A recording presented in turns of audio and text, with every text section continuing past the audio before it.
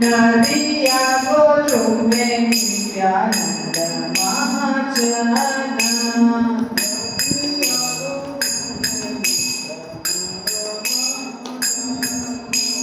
नदिया गोलू में नित्यानंद महाजना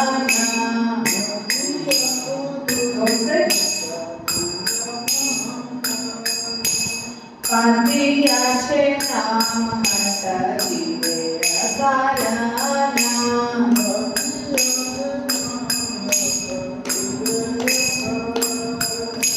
कांतिया छे नाम हटा जीवे अकारणा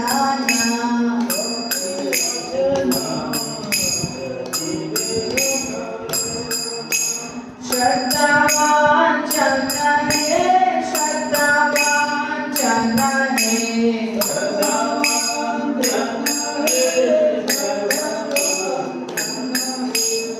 श्रद्धावान चंदन है श्रद्धावान चंदन है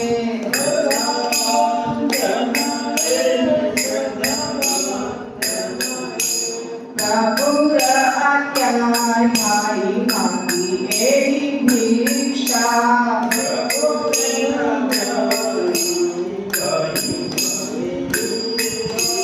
प्रभुर आज्ञा भाई मांगी एही भिक्षा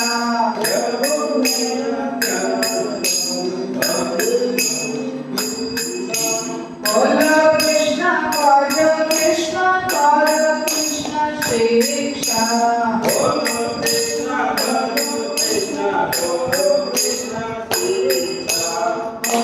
कृष्ण भज कृष्ण कर कृष्ण शिक्षा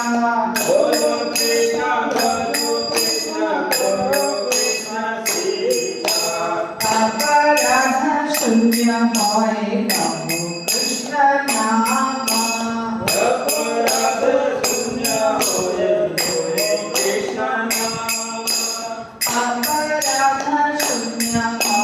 प्रभु कृष्ण नाम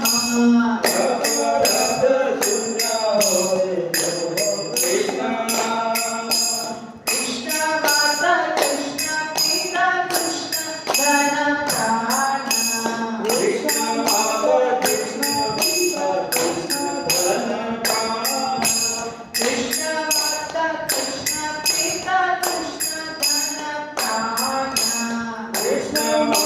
कृष्ण पिता कृष्ण धन प्राण कृष्ण रस सार करो छाड़ी अनाचार कृष्ण रस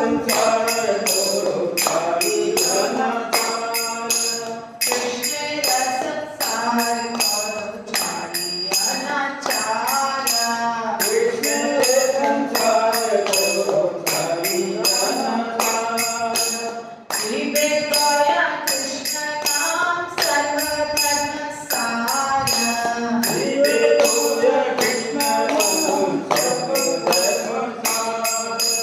विवेक गया कृष्ण नाम सर्वधर्म सार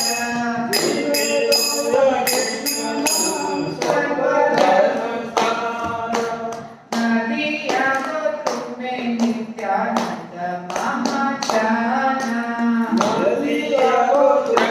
नित्यानंद महाजना कांतिया छे नाम हटा जीवे अकारणा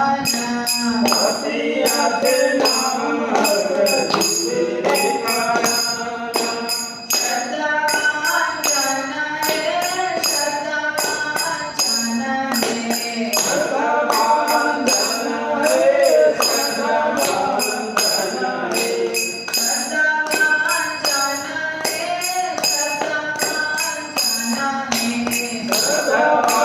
श्रद्धावान जन है हरे कृष्णा कृष्णा कृष्णा हरे हरे हरे राम राम राम हरे हरे कृष्णा कृष्णा कृष्णा हरे हरे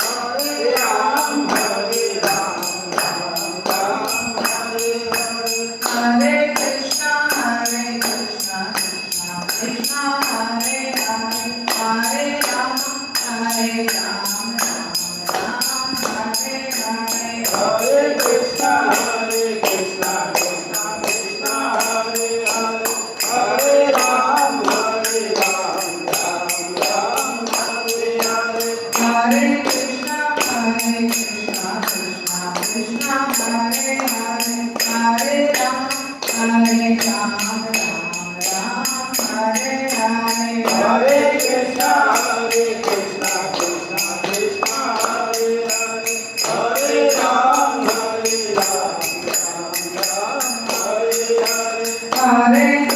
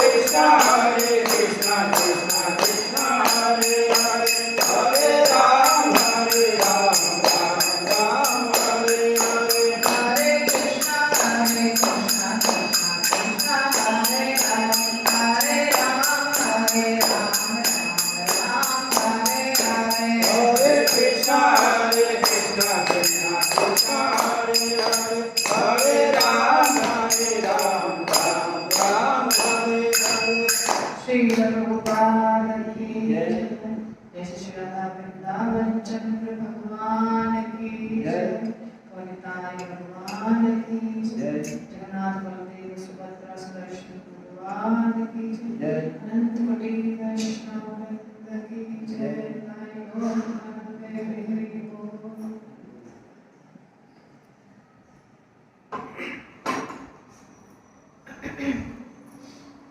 श्रद्धावान जन है, श्रद्धावान जन।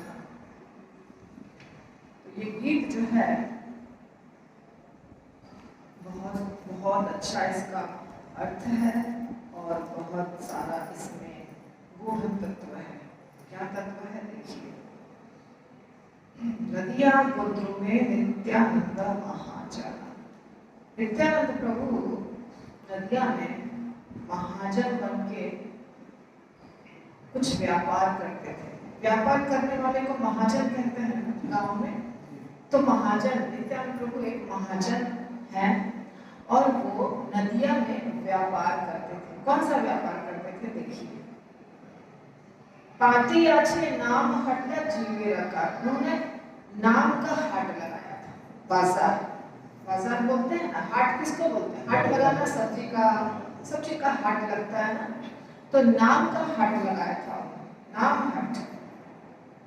और नाम हट उन्होंने फैलाया था, पसारा था। तो उसमें क्या बिकता था? हट में नाम बिकता था, है ना। नाम क्या है? हरे कृष्णा कृष्णा कृष्णा हरे हरे हरे राम राम राम हरे हरे। ये नाम है। ये बिकता था उस हाट में, उस बाजार में। क्या बिकता था? सब्जी नहीं, दाल नहीं, हीरे नहीं, मोती नहीं, कपड़े नहीं, नाम बिकता था। और बेचने वाले थे नित्यानंद प्रभु। किसके लिए वो बाजार लगाए थे? जीवे रकार, सब जीवों के लिए, हमारे लिए। बाजार में सामान जो बिक रहा है वो किसके फायदे के लिए है? हमारे लिए। हमको जरूरत है उसकी। जैसे हम सब्जी बेचते हैं तो बाजार में सब्जी बिकता है तो खरीदने के लिए हम जाते हैं, ठीक है ना। कोई कुत्ता, बिल्ली, शेर तो सब्जी नहीं खरीदने जाता है। कौन सब्जी खरीदने जाता है? हम लोग जाते हैं। इसी तरह नाम हट में नाम बिक रहा है, उसको खरीदने कौन जाने वाला है? हम लोग खरीदने जाने वाले हैं। कोई जानवर नहीं आएगा, पशु पक्षी पेड़ पौधे नहीं आएंगे, तो मनुष्य आएंगे। कौन मनुष्य आएंगे? श्रद्धावान जन है, श्रद्धावान जन। जो श्रद्धालु है वो जाएंगे उस बाजार में। जिनको श्रद्धा है वो जाएंगे बाजार में सामान खरीदने। जो सामान बिक रहा है, वो जो बेच रहे हैं, वो जो अश्रद्धालु हैं, नास्तिक हैं, वो तो खरीदेंगे नहीं। कौन खरीदेगा? श्रद्धावान व्यक्ति। तो नित्यानंद प्रभु कह रहे हैं कि प्रभु की आज्ञा मिली है मुझे। प्रभु आज्ञा है भाई मांगी एक भिक्षा। हम आप लोग सबसे भिक्षा मांग रहे हैं। जो खरीदार हैं, जो मनुष्य जाति के जो जीव हैं, उन सब के सबसे भिक्षा मांग रहे हैं नित्यानंद प्रभु। क्या भिक्षा मांग रहे हैं? बोलो कृष्ण, भाजो कृष्ण, करो कृष्ण शिक्षा। कृष्ण की कथा करो, बोलो कृष्ण की कथा करो, भजन करो कृष्ण का, नाम जप करो कृष्ण का। और जो कृष्ण सिखाए हैं हमें, जो शिक्षा दिया है उन्होंने, कहाँ शिक्षा मिलती है कृष्ण की? भगवद गीता में, श्रीमद् भागवतम में और महाभारत में, सब जगह कृष्ण जो बोलते हैं हम लोग को जो शिक्षा देते हैं वो शिक्षा, ये शिक्षा का ज्ञान तुम लोग क्या करो, बांटो, सीखो, अपने जीवन में अपनाओ। ये अपराधा शून्य होय लहो कृष्ण नाम, यदि आप कृष्ण का नाम लेंगे तो क्या हो जाएगा, आपके अपराध शून्य हो जाएंगे, समाप्त हो जाएंगे। हम सब तो अपराध करके बैठे हैं बहुत सारा, सच बात है। तो वो अपराध कैसे समाप्त होगा, जब हम कृष्ण का नाम जपेंगे। क्योंकि कृष्ण माता, कृष्ण पिता, कृष्ण धन प्राण, आपके पिता भी कृष्ण है, माता भी कृष्ण है, और आपके धन भी कृष्ण है, आपके प्राण भी कृष्ण है। ये बात तो समझ में नहीं आती है लोगों को, पर ये सच बात है। असली माता कृष्ण, असली पिता कृष्ण, असली धन कृष्ण, असली प्राण कृष्ण। कृष्ण अगर हमारे शरीर में नहीं रहेंगे तो हम एक सेकंड भी जिंदा नहीं रह सकते। कृष्ण अगर नहीं चाहेंगे तो हम खाना भी नहीं खा पाएंगे, गाड़ी बंगला छोड़िए, चावल दाल भी नहीं खा पाएंगे। तो खिलाने वाले भी भगवान हैं, देने वाले भी भगवान हैं, हर चीज करने वाले भगवान हैं। हम समझते नहीं हैं, पर सच बात यही है कि असली माता पिता कृष्ण है। जो माता पिता जन्म दिए हैं वो तो इस शरीर के सिर्फ जन्मदाता है, पर जो अनंत काल से बहुत सारा शरीर जो हमने बदला है, अनेकों शरीर, वो सबके पिता कौन है, ठीक है। कृष्ण का संसार करो छाड़ी अनाचार। अभी जो आज तक गलत काम किया, गलत आचरण किया, सबको छोड़ दो, अनाचार छोड़ दो, और क्या करो, कृष्ण का संसार करो, कृष्ण के लिए संसार करो। यानी कि जो भी करते हो सब कृष्ण की खुशी के लिए करो, घर में बाहर में जहां भी है, कृष्ण के प्रसन्नता के लिए सारे कार्य करो। जीवे दया कृष्ण नाम सर्वधर्म सार, हर जीव पे दया करना, भगवान का नाम लेना, ये सारे धर्मों का सार तत्व है। जितना भी धर्म आप मान लीजिए, जितना भी शास्त्र आप पढ़ लीजिए, निचोड़ क्या है, भगवान के नाम का जप करो, सब जीवों के ऊपर दया रखो। ये सार है। जो प्रवचन करता, प्रचारक, गुरु ज्ञान आपको देते हैं, क्यों देते हैं, क्योंकि दया है उनके हृदय में। सब जीव, जितने भी जीव हैं, सबका कल्याण हो, इसीलिए वो नाम देते हैं। तो ये है इस गीत का अर्थ।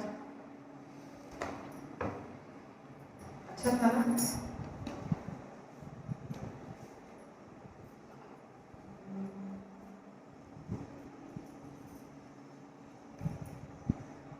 भागवतम निकालिए।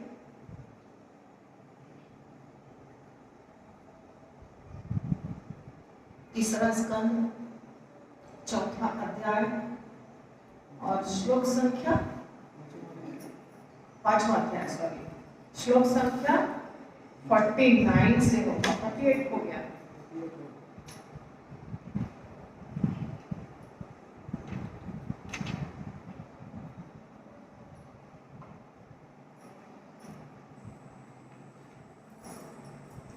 मैत्री से विदुर की वार्ता।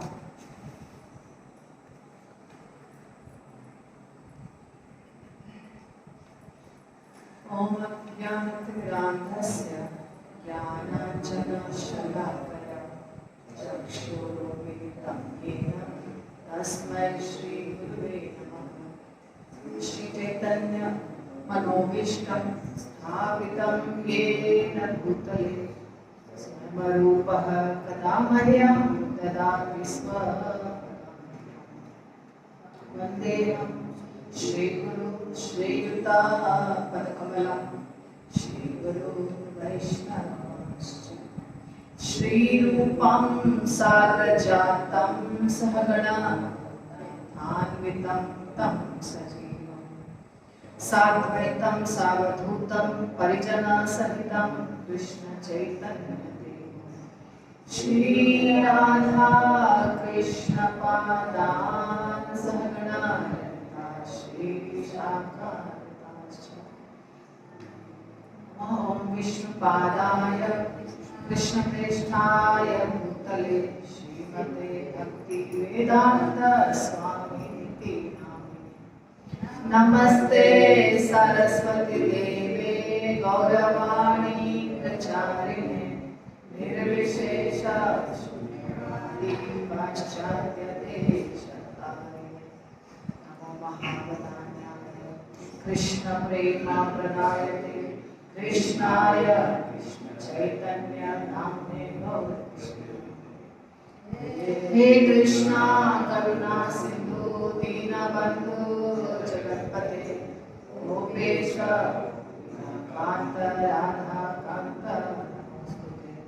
तप्तकांचन श्री राधे वृंदावनेश्वरी वृषभानुसुते देवी प्रणमामि वाञ्छाकल्पतरुभ्यश्च कृपा सिन्धुभ्य एव च पतितानां वैष्णवेभ्यो नमो महावताय कृष्ण प्रेमा प्रदायते कृष्णाय कृष्ण चैतन्य नामने गौरवाणी हे कृष्णा करुणा सिंधु दीनबंधु जगत्पते गोपेश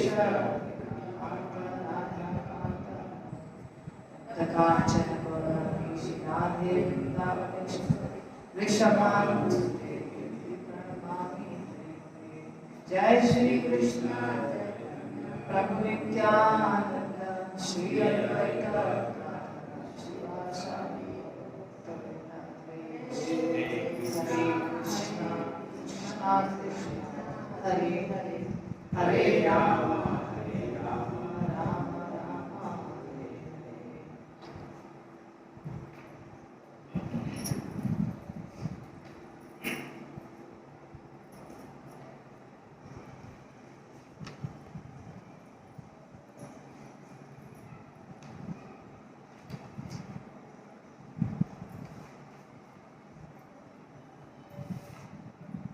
हे अजन्मा, आप हमें वे मार्ग तथा साधन बताएं जिनके द्वारा हम आपको समस्त भोग्य अन्न तथा वस्तुएं अर्पित कर सकें, जिससे हम तथा इस जगत के अन्य समस्त जीव बिना किसी उत्पात के अपना पालन पोषण कर सकें तथा आपके लिए और अपने लिए आवश्यक वस्तुओं का संग्रह कर सके।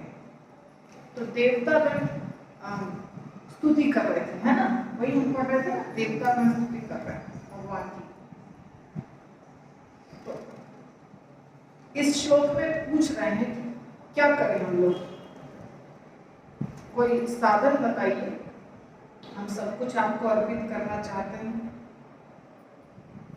और हम अच्छे से जीवन बिताना चाहते हैं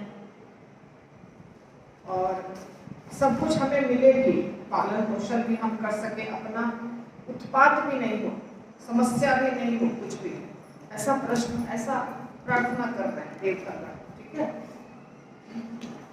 आगे कहते हैं, आप समस्त देवताओं तथा उनकी विभिन्न कोटियों के आदि साकार संस्थापक हैं, फिर भी आप सबसे प्राचीन हैं और अपरिवर्तित रहते हैं। हे प्रभु, आपका न तो कोई उद्गम है, न ही आपसे कोई श्रेष्ठ है। आपने समस्त जीव रूपी वीर्य द्वारा बहिरंगा शक्ति को गर्भित किया है, फिर भी आप स्वयं अजन्मा हैं।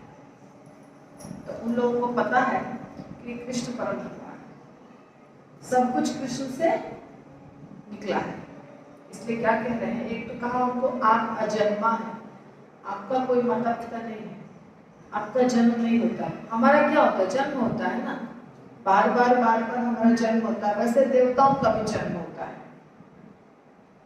जैसे हमारा जन्म होता है वैसे देवताओं का भी जन्म होता है, लेकिन परम भगवान का जन्म नहीं होता है। परम भगवान का जो जन्म हमको दिखाई देता है देवकी माता के गर्भ से, वो तो एक लीला है।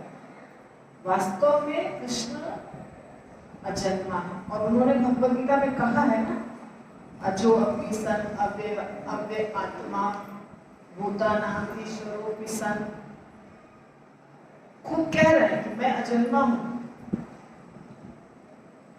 और यहाँ पर देवतागण भी कह रहे हैं कि आप अजन्मा हैं और आप ही हम लोग सबके लीडर हैं, सबके संस्थापक हैं। हम जितने देवतागण हैं उन सबको कंट्रोल करने वाले, उन सब के लिए क्या कार्य उचित है, क्या अनुचित है, कब किसको क्या करना है, मैनेजमेंट जिसको कहते हैं, वो सब भी आप ही करने वाले हैं।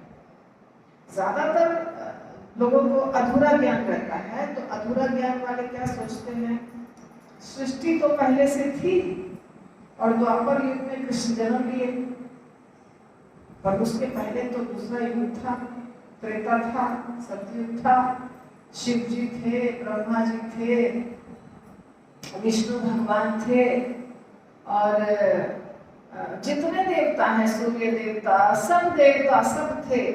कृष्ण तो अभी अभी जन्म लिए थोड़े दिन पहले, तो कृष्ण कैसे हो सकते हैं परम भगवान? लेकिन ये तो जैसे रोज रोज पूरब दिशा में सूरज प्रकट होता है हर दिन, तो कोई पहली बार देखेगा सूरज को तो सोचेगा आज ही प्रकट हुआ है, और जो बहुत सालों से देख रहा है वो क्या जानता है, ये तो रोज प्रकट होते हैं और रोज अप्रकट होते हैं। यहाँ पे प्रकट हो गए और दुनिया के दूसरे कोने में अभी प्रकट हुए, यहाँ पे अप्रकट हुए, वहां प्रकट हुए, फिर वहां अप्रकट होते हैं, फिर यहाँ प्रकट होते हैं। वास्तव में सूर्य तो हमेशा रहते हैं, चंद्रमा भी हमेशा रहते हैं। तो इसी प्रकार जिसको ज्ञान है वो जानता है कि कृष्ण तो प्रकट और अप्रकट होते हैं, वास्तव में कृष्ण तो अजन्मा है। ठीक है, ये अजन्मा का अर्थ है। तो इसलिए, और आप साकार भी हैं, यहाँ ये भी कह रहे हैं आप साकार हैं, आपका एक शरीर होता है, आपका एक रूप होता है, आपके गुण होते हैं, आपकी लीलाएं होती हैं, और आप सबसे प्राचीन हैं। गोविंदम आदि पुरुषम ब्रह्मणा भजामि। आदि पुरुष का मतलब क्या है? पहला नंबर, प्रथम। ब्रह्मा जी कह रहे हैं आप आदि पुरुष हैं, आपके पीछे कोई नहीं है। ईश्वरः परमः कृष्णः सच्चिदानंद विग्रह अनादिरादि गोविंदः सर्वकारण कारणः। अनादिरादि गोविंद, आपका कोई आदि नहीं है, आप सबके आदि हैं, पर आप अनादि हैं। आप सबके पिता हैं, पर आपका पिता कोई नहीं। और आप अपरिवर्तित रहते हैं, अर्थात आप बदलते नहीं। आपका जो रंग रूप लोगों को दिखता है वो तो जैसे नाटक करने वाला व्यक्ति अलग अलग कपड़े पहनता है, अलग अलग मेकअप करता है, अलग अलग रूप लेके अलग अलग रोल करता है, और रहता तो वही है। उसी प्रकार भगवान भी अलग अलग रूप ले लेते हैं इच्छा के अनुसार। भगवान तत्व जो है वो कभी बदलता नहीं है। आपका न कोई उद्गम है और आपसे कोई श्रेष्ठ भी नहीं है, आपसे बड़ा कोई नहीं है। और आपने ही अपने बीज से प्रकृति माता को गर्भस्थ किया, तो आपके बीज से ही हम सब पैदा हुए। बीज देने वाले पिता आप स्वयं हैं। तो ये हो गया। उसके बाद कहते हैं, हे प्रभु, महत् तत्व से प्रारंभ में उत्पन्न हुए हम सबों को अपना कृपा पूर्ण निर्देश दें कि हम किस तरह से कर्म करें। कृपया हमें अपना पूर्ण ज्ञान तथा शक्ति प्रदान करें, जिससे हम परवर्ती सृष्टि के विभिन्न भागों में आपकी सेवा कर सके। तो देवतागण बोल रहे हैं कि आप हमको आदेश दीजिए कि हमारा क्या कर्तव्य है, हमें क्या करना चाहिए। तो आगे जो सृष्टि आगे बढ़ेगी तो हमें जो जो आप बताएंगे वो सब हम कार्य करेंगे। ऐसे सारे देवताओं ने बोला और ये अध्याय समाप्त हो गया। अब है अगला अध्याय, छठा अध्याय। छठा अध्याय का नाम है विश्व रूप की सृष्टि। ऋषि उवाच। देखिए श्लोका तो मैं पढ़ती नहीं हूँ सारा, सीधा पढ़ते जाती हूँ, तो इसमें एक श्लोका पढ़ लेते हैं। इति तासां स्वशक्तीनां सतीनां असमेत्य सह प्रसुप्तलोकतन्त्राणां निशाम्य गतिम् ईश्वरः। ऋषि ने कहा, इस तरह भगवान ने महत् तत्व जैसी अपनी शक्तियों के संयोग न होने के कारण विश्व के प्रगतिशील सृजनात्मक कार्यकलापों के निलंबन के विषय में सुना। भगवान सृष्टि करते हैं, पर सृष्टि जो होती है ना, शुरू में जब भगवान के शरीर से निकलता है ब्रह्मांड, प्रकट होता है महाविष्णु के शरीर से, तुरंत उसमें सृष्टि नहीं होती है, वो सिर्फ ऐसे ही पड़ा रहता है। ठीक है, कारण सागर। जब भगवान की इच्छा होती है, भगवान दृष्टिपात करते हैं तो प्रक्रिया शुरू होती है, तब सृष्टि शुरू होती है। अब यहाँ पे कह रहे हैं कि भगवान की सृष्टियों में किसी तरह का अभाव नहीं है, सारी शक्तियां प्रसुप्त अवस्था में रहती हैं, किंतु जब तक भगवान की इच्छा से उनका संयोग नहीं होता तब तक प्रगति नहीं हो सकती है। सृष्टि के निलंबित प्रगतिशील कार्य को भगवान के निर्देशन द्वारा ही पुनर्जीवित किया जा सकता है। तो यही बात यहाँ पे कह रहे हैं कि देखिए सब कुछ तैयार है। जैसे घर में आपके यहाँ सब्जी है, चावल है, दाल है, गैस है, सब कुछ है, लेकिन एक व्यक्ति आएगा और बनाएगा तब सब कार्य होगा। जब तक बनाने वाला व्यक्ति नहीं आएगा तब तक कुछ बनेगा। इसी प्रकार भगवान के दुनिया में सब पूरी शक्तियां हैं, लेकिन भगवान जब देखते हैं उसकी तरफ तो भगवान के दृष्टि से प्रक्रिया शुरू हो जाती है। जैसे अभी देखिए, एक और उदाहरण से प्रभुपाद समझाते हैं हमें, प्रभुपाद समझाते हैं या पता नहीं भागवत में बताया गया है, तो ये है कि देखिए आप सब अगर पढ़े लिखे हैं तो पौधा होता है, पेड़ होता है, ठीक है, पेड़ में पत्ते होते हैं, नीचे जड़ के नीचे पानी भी है, मिट्टी भी है, बाहर हवा भी है, ठीक है। लेकिन अगर सूर्य की रोशनी ना पड़े उसके ऊपर तो खाना नहीं बनेगा पेड़ का, जिसको फोटोसिंथेसिस कहा जाता है। सूर्य देवता आ करके उसको टच नहीं करते हैं, आते हैं सूर्य देवता उठ करके वहां से क्या पेड़ को छू करके कुछ कार्य करने के लिए, पर सूर्य देवता की रोशनी आती है और सिर्फ वो रोशनी टच करती है पेड़ को और पेड़ के अंदर खाना बनने लगता है। उसको कहते हैं फोटोसिंथेसिस, इंग्लिश में, हिंदी में क्या कहते हैं पता नहीं। तो फोटोसिंथेसिस एक प्रोसेस है, एक क्रिया है जो पत्तों में होता है और पत्तों में खाना बनता है, यानी कि अब पेड़ में एनर्जी आएगी, शक्ति आएगी, वहां वो प्रक्रिया हो गई और उसके लिए बहुत चीजें लगती है, हवा, पानी, जो भी चीजें नीचे से मिट्टी से खींचता है पेड़। पर जब तक वो प्रकाश की किरण नहीं पड़ेगी वो कार्य नहीं होगा, ठीक है।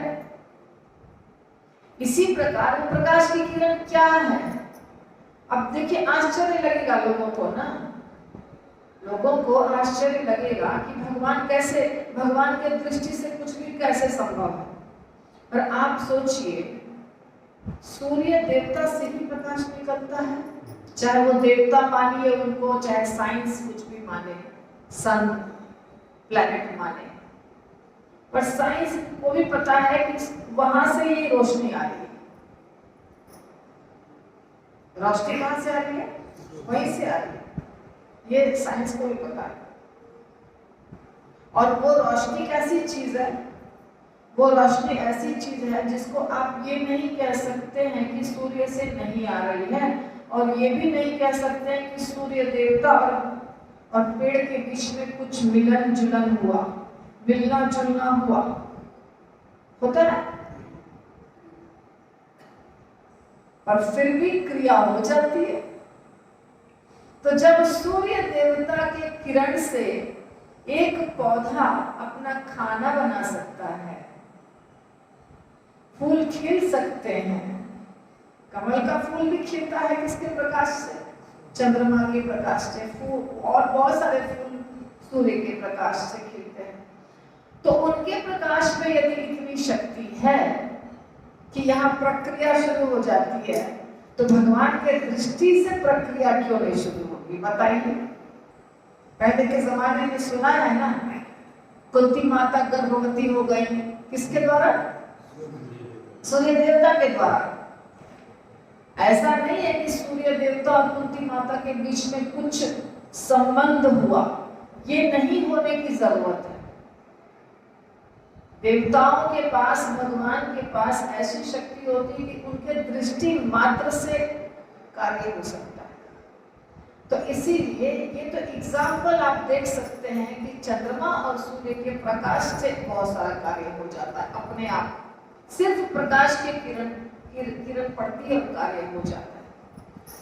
तो इसी प्रकार भगवान जब देखते हैं, ईक्षण उनका होता है, उनका दृष्टिपात होता है, तो सब जगह सृष्टि शुरू हो जाती है, महत्त्व में विचलन शुरू हो जाता है, प्रकृति माता अपना कार्य करने लगती है, प्रकृति माता को गर्भस्थ कर देते हैं भगवान, और उसके बाद सारी प्रक्रियाएं शुरू हो जाती हैं। तो देवता यही कह रहे हैं, तो भगवान ने यही सुना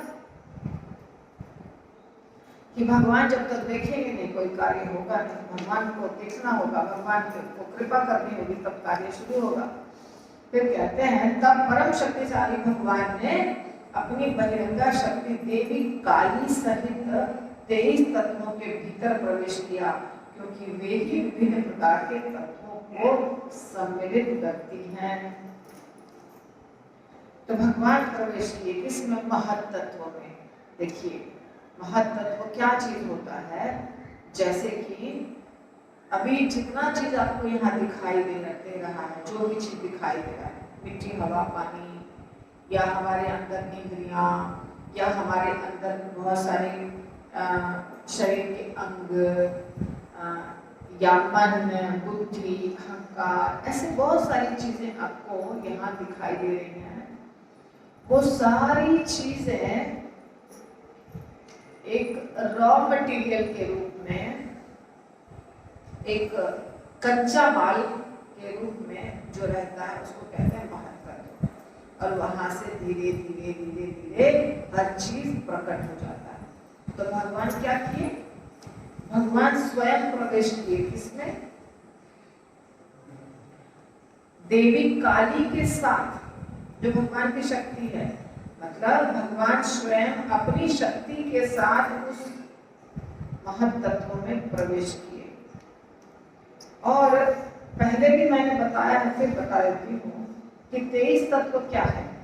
23 तत्व क्या क्या चीज है? देखिए, पहला है संपूर्ण भौतिक शक्ति, मिथ्या अहंकार, ध्वनि, स्पर्श, रूप, स्वाद, गंध, पृथ्वी, जल, अग्नि, वायु, आकाश, आँख, कान, नाक, जीभ, त्वचा, हाथ, पांव, गुदा, लिंग, वाणी और वाणी। कुल मिलाकर कितने हो गए? 23 तत्व। तो ये सभी काल के प्रभाव से परस्पर संयुक्त रहते हैं और काल क्रम में विलीन हो जाते हैं। काल यानी समय। समय सृष्टि जब होती है और सृष्टि जब समाप्त होती है तो उतना देर के लिए समय होता है। भगवान के धाम में समय नहीं रहता है। भगवान का जो धाम है ना आध्यात्मिक जगत, वहाँ टाइम नहीं है। ये टाइम फैक्टर, ये समय कहाँ है? यहाँ पे। इसीलिए यहाँ क्या बता रहे हैं, काल के प्रभाव से सब मिलते हैं और फिर समाप्त भी हो जाते हैं। इसलिए काल भगवान की शक्ति है। कालो अस्मि अहम, भगवद गीता भगवान कहते हैं कालो अस्मि अहम, मैं काल हूं। इसीलिए काल भगवान की शक्ति है और यह शक्ति भगवान के निर्देशनानुसार अपने ही ढंग से कार्य करती है। यह शक्ति काली कहलाती है। काल को ही काली, काल शक्ति काली बन जाती है। देखा आपने? और काली विध्वंसक देवी के द्वारा इसका प्रतिनिधित्व होता है। तो काली माता क्या है? भगवान की शक्ति काल शक्ति है, काल शक्ति। इसलिए उनके पास ताकत होती है, विध्वंस कर सकती हैं वो। और जो भौतिक संसार में सामान्यतः तमोगुण से प्रभावित लोगों द्वारा पूजित होती है। काली माता की पूजा ज्यादातर कौन लोग करते हैं? तमोगुणी लोग करते हैं। वैदिक स्तोत्र में यह विधि इस प्रकार वर्णित है, जो कि यहाँ विधि बताया गया है कि जो शक्ति 23 अवयवों के संयोग से भौतिक प्रकृति के रूप में कार्य करती है वह सृष्टि का अंतिम स्रोत नहीं है। भगवान तत्वों में प्रवेश करते हैं और अपनी शक्ति कार्य को व्यवहित करते हैं। अन्य समस्त वैदिक शास्त्रों में यही सिद्धांत स्वीकार हुआ है। तो इस प्रकार भगवान प्रवेश करेंगे और भगवान के प्रवेश करने के बाद जो तत्व है 23 तत्व, उसमें प्रक्रिया शुरू हो जाएगी, रिएक्शन एक्शन सब शुरू हो जाएगा और सृष्टि शुरू हो जाएगी। इस तरह जब भगवान अपनी शक्ति से तत्वों के भीतर प्रविष्ट हो गए तो सारे जीव प्रबुद्ध होकर विभिन्न कार्यों में उसी तरह लग गए जिस तरह कोई व्यक्ति निद्रा से जगकर कार्य में लग जाता है। जो इनएक्टिव थे सब लोग अभी कुछ सो रहे थे, सब क्या कर रहे थे? सो रहे थे, वो सब एक्टिव हो गए। जब भगवान प्रवेश करेंगे सब एक्टिव हो जाएगा। जैसे कि अभी हमारा शरीर एक्टिव है, एक्टिव यानी कि क्रियाशील है, क्योंकि इसके अंदर परमात्मा है। परमात्मा निकल जाते हैं, व्यक्ति मर जाता है, उसके बाद कोई कार्य करता है नहीं, कार्य करना बंद। जब तक भगवान रहते हैं कार्य चालू रहता है। हर जीव सृष्टि के लय के पश्चात अचेत रहता है और भगवान की भौतिक शक्ति के साथ उनमें प्रवेश करता है। ये व्यष्टि जीव नित्यबद्ध आत्माएं हैं, क्योंकि प्रत्येक भौतिक सृष्टि में उन्हें अपने आप को मुक्त करने तथा स्वतंत्र आत्माएं बनने का अवसर प्रदान किया जाता है। उन्हें बहुत बड़ा प्रकोट है।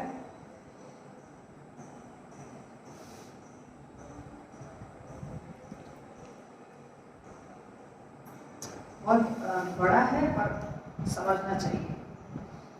जब सृष्टि समाप्त होती है, अगर हम भगवान की भक्ति कर चुके हैं, भगवत धाम चले गए, यहाँ से निकल के तो निकल गए। और अगर हमने भक्ति नहीं की, भगवत धाम जाने के लायक हम नहीं हुए और हमने अपना 1, 2, 1000 लाख करोड़ शरीर बदल लिया, अब प्रलय आ गया और प्रलय हो गया। प्रलय हो गया मतलब क्या हुआ? हम वापस सो गए, भगवान के पास जाके फिर से सो गए। अब फिर जब बहुत समय के बाद सृष्टि होगी, फिर हम चल जाएंगे और फिर हम कार्य करने लग जाएंगे। फिर हमको मौका मिलेगा भगवान की भक्ति करने का। तो भगवान की भक्ति करके और भगवत धाम जाने का मौका हमको बार बार मिलता है।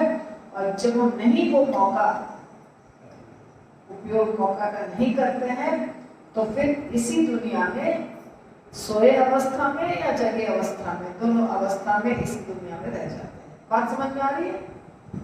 क्या समझ में आई बात? बहुत गुण तत्व है।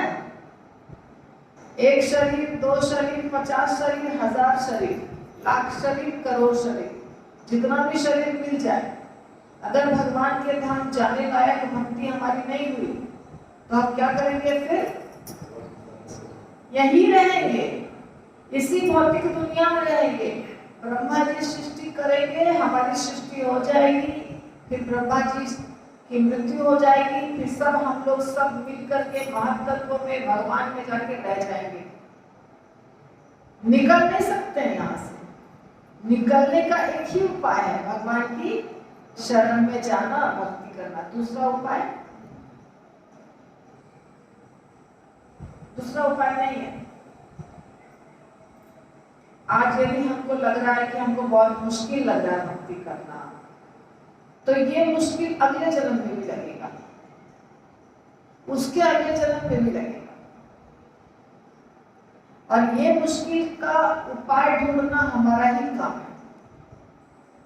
जैसे आज हमको थोड़ा थोड़ा मन कर रहा भक्ति करने का, तो थोड़ा थोड़ा को बढ़ाना पड़ेगा।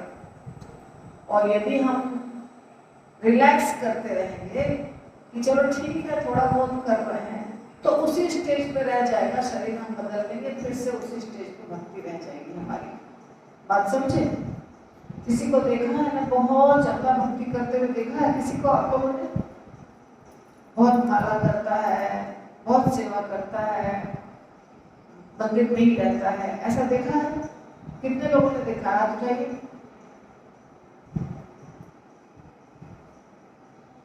आप लोगों ने देखा है? आप लोगों ने देखा है? देखे? अच्छे भक्तों को देखा है? हाँ, ऐसे भक्तों को देखा है जिसको देख के लगता है कि हम तो ऐसे नहीं हैं, पर ये अच्छा, हमसे ज्यादा अच्छा, ऐसा बहुत लोग को देखा है ना? वो आगे बढ़े हुए, क्या है वो? और आपको भी चाहे 10 जन्म हो चाहे 20 जन्म, आपको भी वही करना है। समझ में आ रही है बात? क्योंकि दूसरा तरीका नहीं है।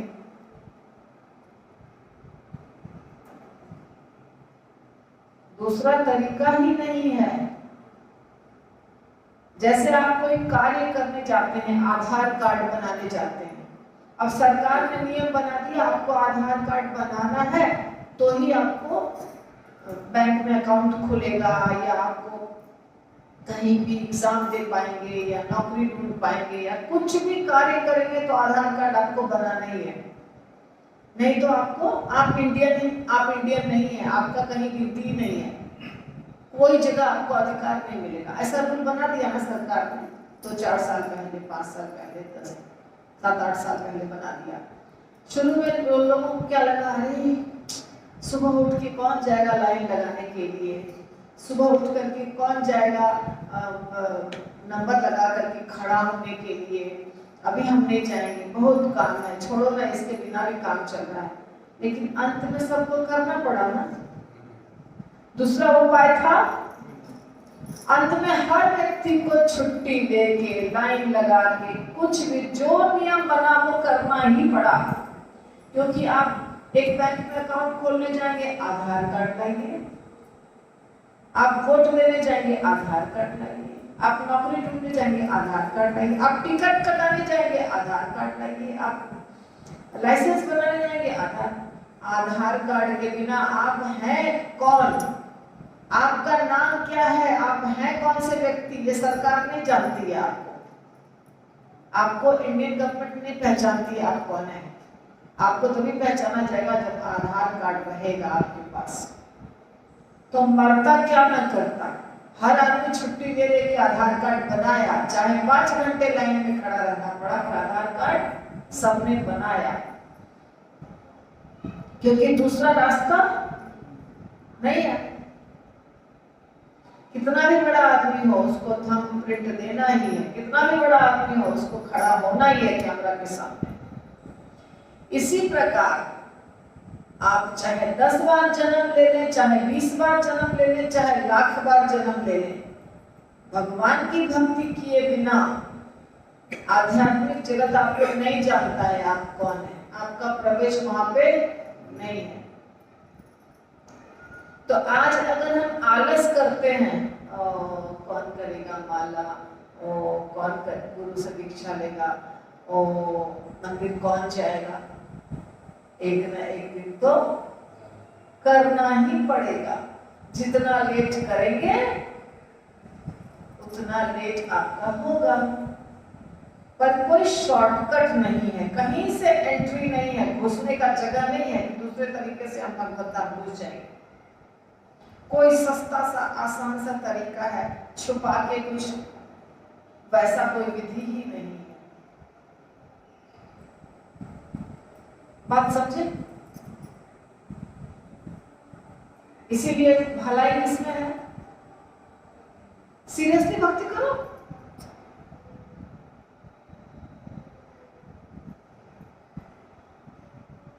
अच्छा, दुनिया में हमारे जीवन में बहुत सारी समस्याएं हैं, वो समस्या हम लेकर बैठे हैं, है नहीं?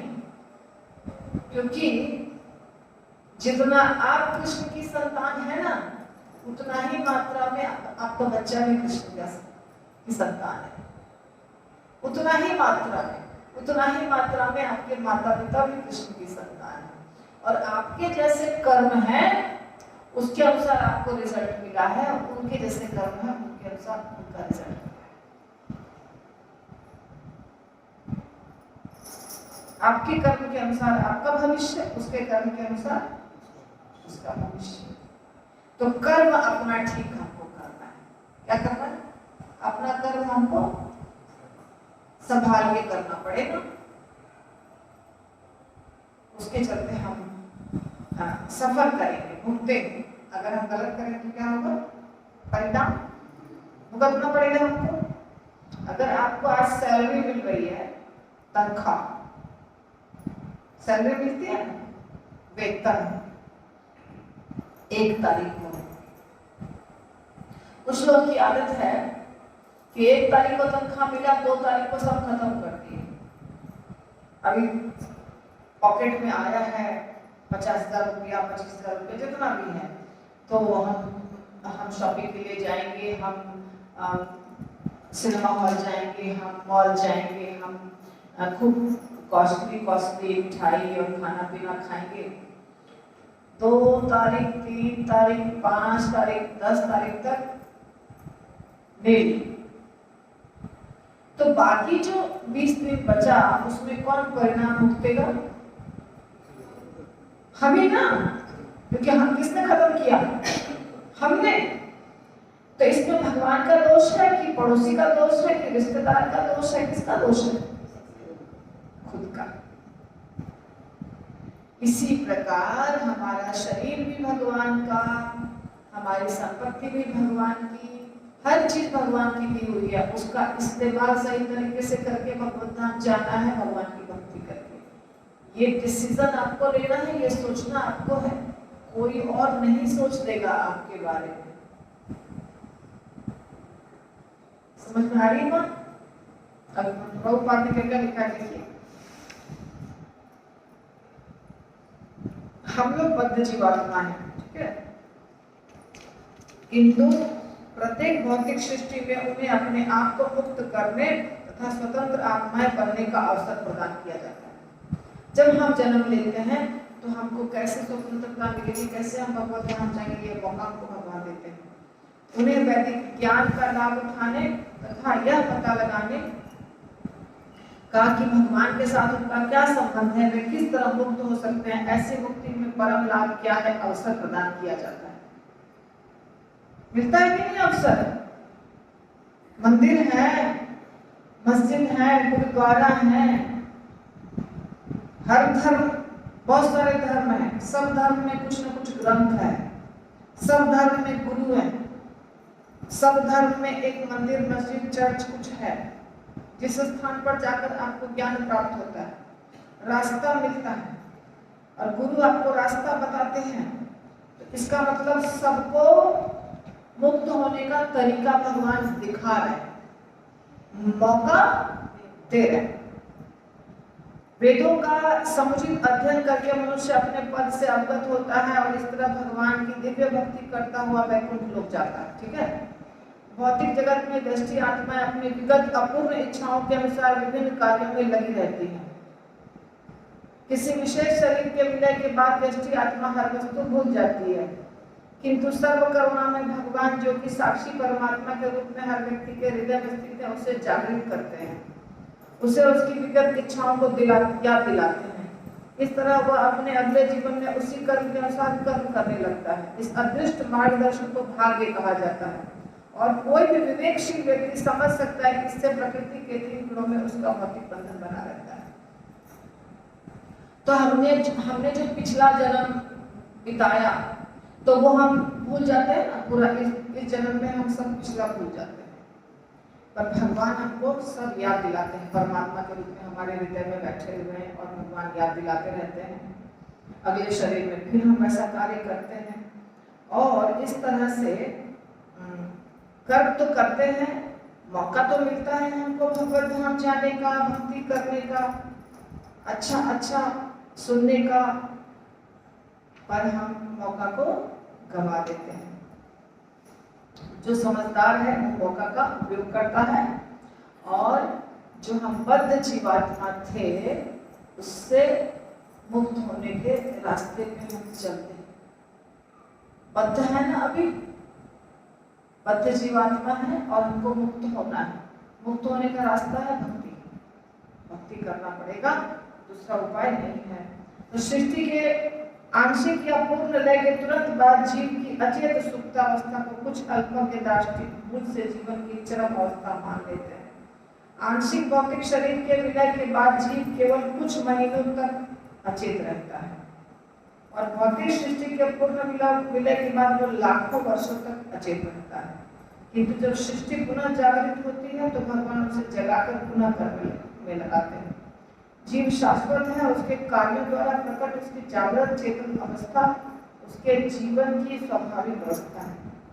जागृत रहते हुए वह कर्म करना बंद नहीं करता और इस तरह वह अपनी विभिन्न इच्छाओं के अनुसार कर्म करता है। जब उसकी इच्छाएं भगवान की दिव्य सेवा करने के लिए प्रशिक्षित की जाती तो उसका जीवन पूर्ण हो जाता है और नित्य जागृत जीवन का आनंद पाने के लिए वैकुंठ लोक भेज दिया जाता है। ठीक है ना। तो वैकुंठ लोक जब तक नहीं जाएगा तब तक क्या होगा? जो मैंने बताया वही सब प्रभुपाद ने लिखा है ना। थोड़े समय के लिए रात को हम सोते हैं, कुछ घंटों के लिए, अगर अच्छी नींद आई तो। अच्छी नींद नहीं आती है तो उसमें भी वो 1 घंटे के लिए भी नींद नहीं आती है, कभी कभी कच्ची नींद आती है। तो थोड़े समय के लिए गहरी नींद अगर आपको आ गई 1 घंटा, 2 घंटा, 4 घंटा, 5 घंटा, तो वो गहरी नींद में आप सब कुछ भूल जाते हैं, क्योंकि आप क्या थे? एकदम सोए हुए थे, गहरी नींद में सोए हुए थे। वैसे ही मृत्यु भी गहरी नींद है। मृत्यु क्या है? गहरी नींद। जैसे गहरी नींद में सोते हैं सब कुछ भूल जाते हैं, वैसे ही मृत्यु होता है, एक तरह से नींद आती है, फिर बाद में दूसरा शरीर मिल जाता है, फिर दूसरे शरीर में फिर कार्य करने लग जाते हैं।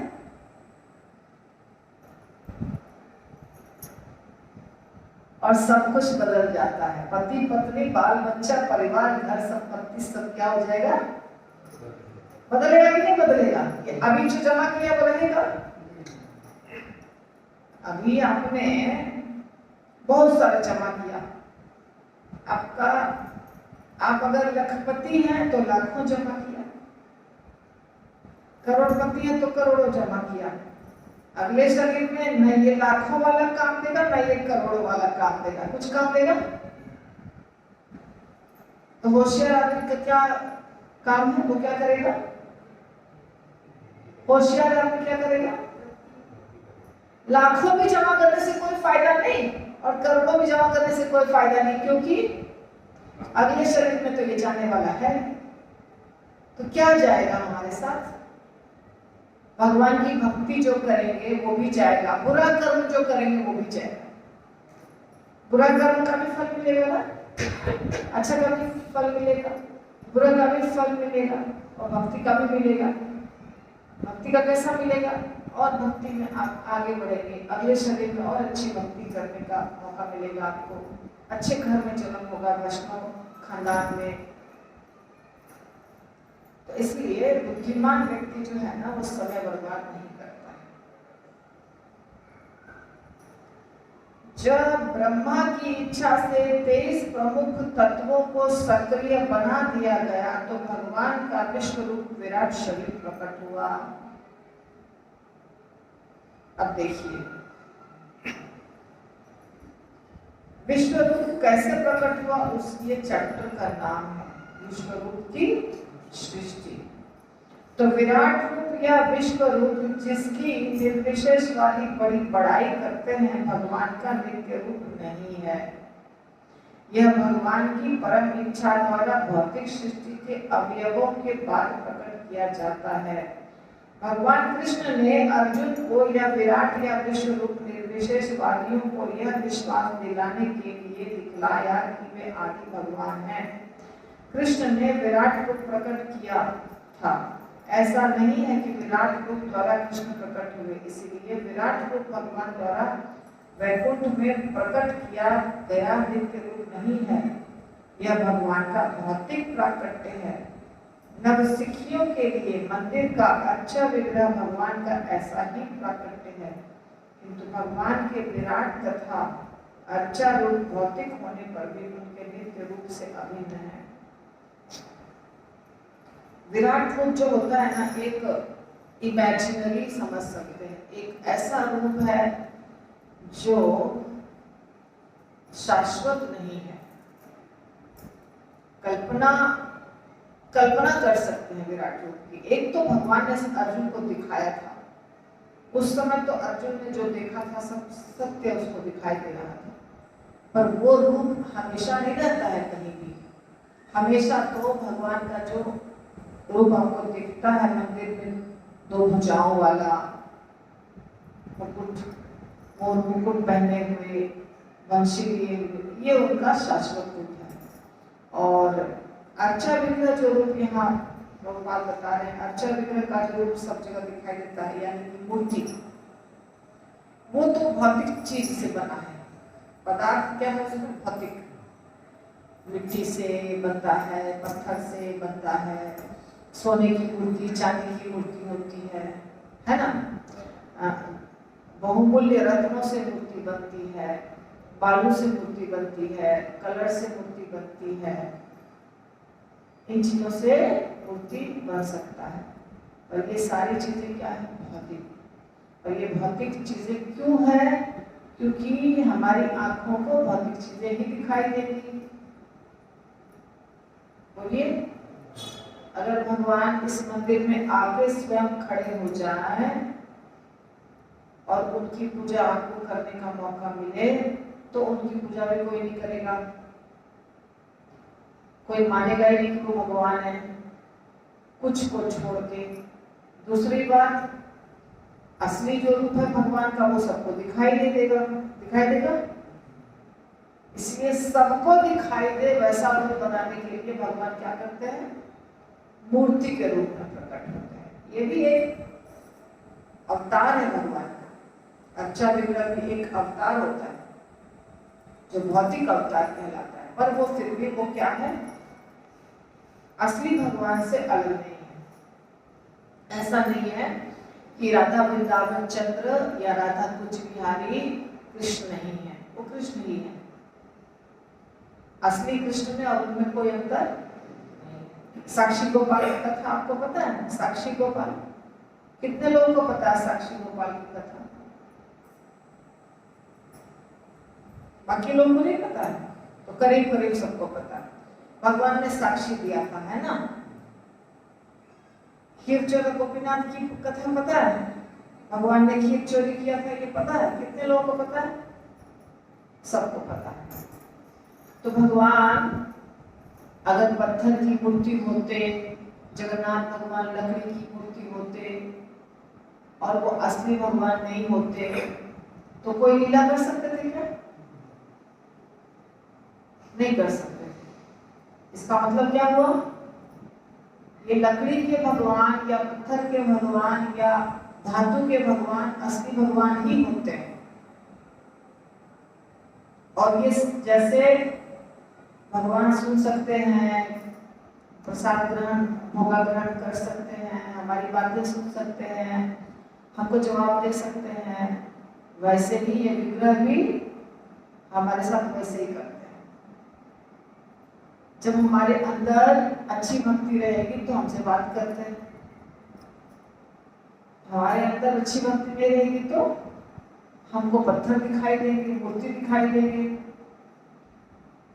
ये हमारे ऊपर है, हम जैसा मानेंगे वैसा भगवान हमारे साथ बर्ताव करते हैं। ये यथा मान प्रपद्यन्ते दान तथैव भजाम्यहम्। जिस भाव से हम पूजेंगे उस भाव में भगवान हमको दिखाई देंगे।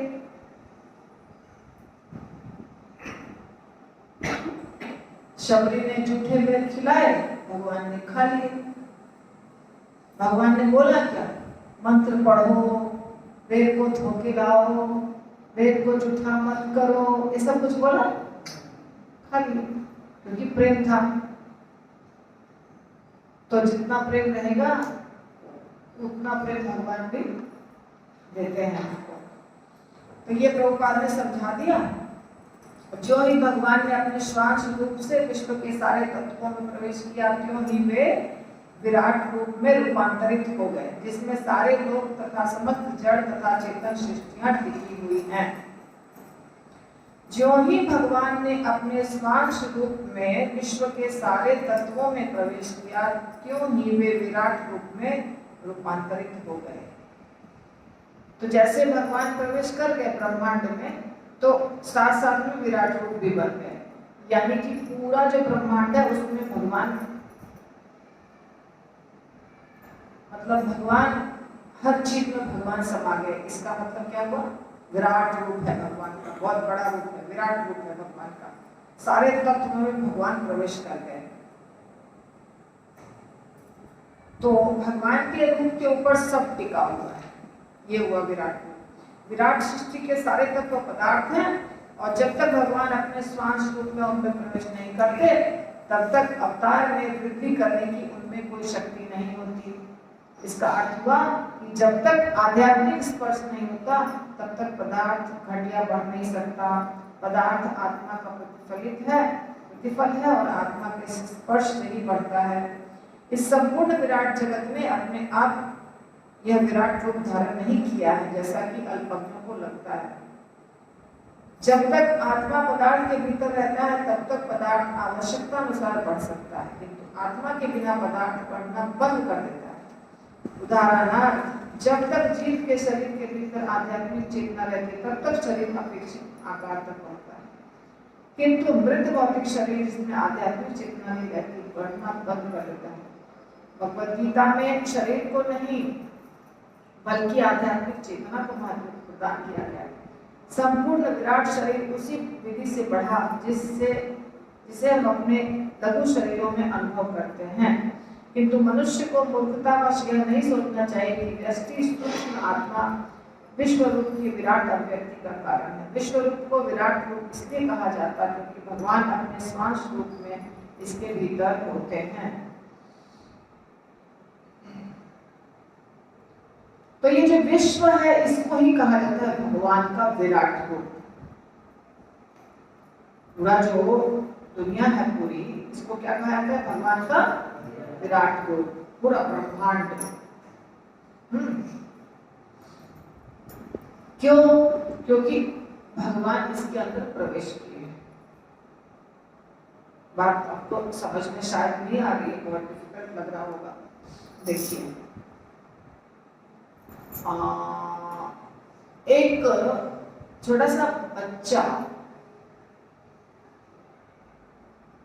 आत्मा होता है पहले से, बहुत छोटा, और माता के गर्भ में प्रवेश करता है ना।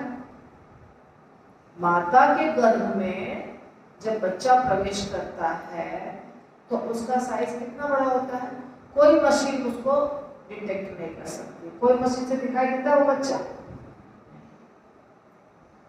तो इतना छोटा होता है। पर धीरे धीरे वो क्या होता है, बड़ा होने लगता है, और 9 महीने तक में बहुत बड़ा हो जाता है, और वो धीरे धीरे बड़ा होता है ना। बोलिए, क्यों बड़ा होता है? क्योंकि उसके अंदर एक जीव है ना। माता के अंदर गर्भ में एक जीव प्रवेश किया। जीव यानी आत्मा, आत्मा यानी उसमें जान है, ठीक। और जब जान प्रवेश करता है, जिस शरीर के द्वारा प्रवेश करता है, वो शरीर क्या होने लग जाता है, शरीर माँ के अंदर बनता है ना। पिता और माता के संयोग से शरीर बन जाता है छोटा सा, और भगवान देते हैं उस आत्मा को, तो भगवान ही भेजते हैं पिता के माध्यम से, तो शरीर छोटा सा तैयार हो जाता है। और वो छोटा सा शरीर बाद में धीरे धीरे धीरे धीरे धीरे धीरे धीरे बड़ा हो जाता है। अगर अचानक वो आत्मा अंदर जो प्रवेश किया वो निकल जाए, वो शरीर मर जाए, फिर वो शरीर बड़ा होगा? नहीं बड़ा होगा ना। पर माँ तो खा रही है, पी रही है, फिर भी वो शरीर बड़ा होगा? नहीं। उसको निकाल के काट के डॉक्टर फेंक देगी, क्योंकि बच्चा मर गया अंदर। इसी प्रकार हम जितने भी उम्र के होते हैं, चाहे छोटे या बड़े या बूढ़े, जब तक हमारे अंदर आत्मा है, इस शरीर के अंदर बाल बड़े होते हैं, लंबाई बढ़नी बंद हो जाएगी एक समय के बाद, पर बाल बड़े होंगे, नाखून बड़े होंगे, या हम बूढ़े होंगे तो कुछ टूटेगा फूटेगा शरीर में, तो कुछ ना कुछ होता रहता है। और जब हम इसमें से निकल जाते हैं तो क्या होता है, बंद। इसी प्रकार ये जो पूरा ब्रह्मांड है, पूरा ब्रह्मांड जिसके अंदर हम सब हैं, ये ब्रह्मांड के अंदर पहले भगवान प्रवेश करते हैं, और उस भगवान के प्रवेश करने के बाद ये ब्रह्मांड बड़ा हो जाता है। तब तक ब्रह्मांड पहले क्या रहता है, छोटा छोटा सा। जैसे हमारे गर्भ में बच्चा छोटा सा रहता है ना, वैसे ब्रह्मांड छोटा सा रहता है। लेकिन जब भगवान प्रवेश करते हैं उसके अंदर, ब्रह्मांड के अंदर, तो ब्रह्मांड क्या होता है, बड़ा रूप बन जाता है। और फिर उसके अंदर ब्रह्मा जी पैदा होते हैं और बाद में सृष्टि होती है। तो वो जो प्रवेश किए थे भगवान, वही बड़ा किए उसको, और वही जो बड़ा ब्रह्मांड है उसी को कहते हैं विराट रूप। तो जैसे अब हम कहेंगे कि मान लीजिए मायापुरवासी प्रभु है, तो मैं बोलती हूँ मायापुरवासी प्रभु ये उंगली है? नहीं। नाखून है? नहीं। हाथ है? नहीं। कान है? नहीं। पैर है? नहीं। फिर क्या है मायापुरवासी? पूरा शरीर है मायापुरवासी, सब जगह है वो। आप क्या बोलिएगा, वो सब जगह है। वो नाक में भी है, कान में भी है, आंख में भी है, बाल में भी है, पैर में भी है, हाथ में भी है। बोलेंगे कि नहीं बोलेंगे? आप उनको उनके किसी एक हिस्सा को समझेंगे, ये हिस्सा मायापुरवासी है और ये हिस्सा नहीं है, ऐसा समझेंगे? इसी तरह भगवान पूरे ब्रह्मांड में है, कण कण में है, हर अणु में है, हर परमाणु में है, हर जीव में है, मृत पदार्थ में, जीवित पदार्थ में, हर जगह भगवान है। अभी समझ में आया भगवान कैसे सब जगह है? ब्रह्मांड जैसे ये गोला जो है ऐसा ही ब्रह्मांड होता है, गोला, नारियल का गोला। तो जैसे इस गोले में भगवान घुस गए तो घुसने के बाद ये गोला बड़ा हो गया। तो भगवान, आप कह सकते हैं कि आप भगवान पृथ्वी में है, चंद्रमा में नहीं है, सूरज में है, मंगल ग्रह पे नहीं है, ये मनुष्य के अंदर है, वो मनुष्य के अंदर नहीं है, हवा में है, पानी में नहीं है।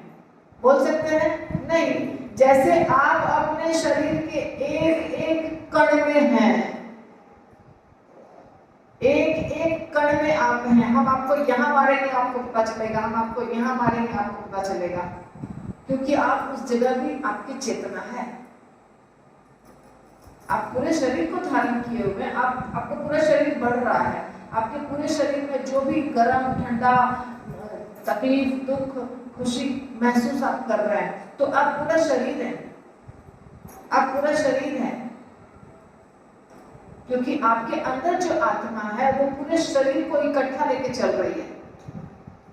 तो इसी प्रकार पूरे ब्रह्मांड में भगवान है, इसलिए पूरा पूरा का पूरा ब्रह्मांड भगवान का विराट रूप है।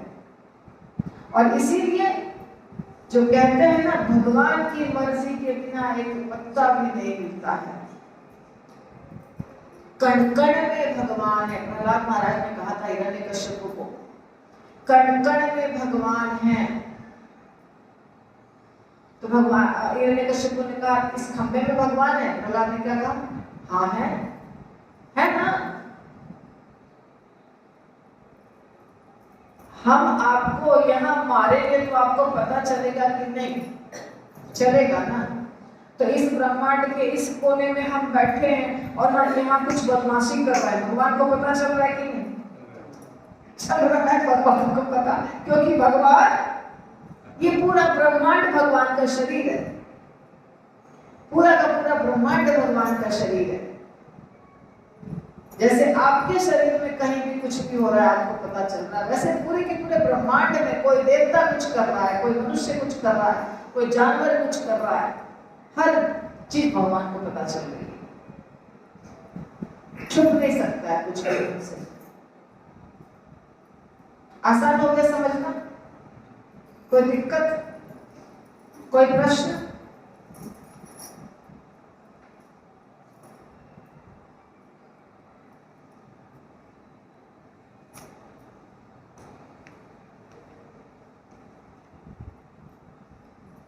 कोई प्रश्न नहीं है किसी का?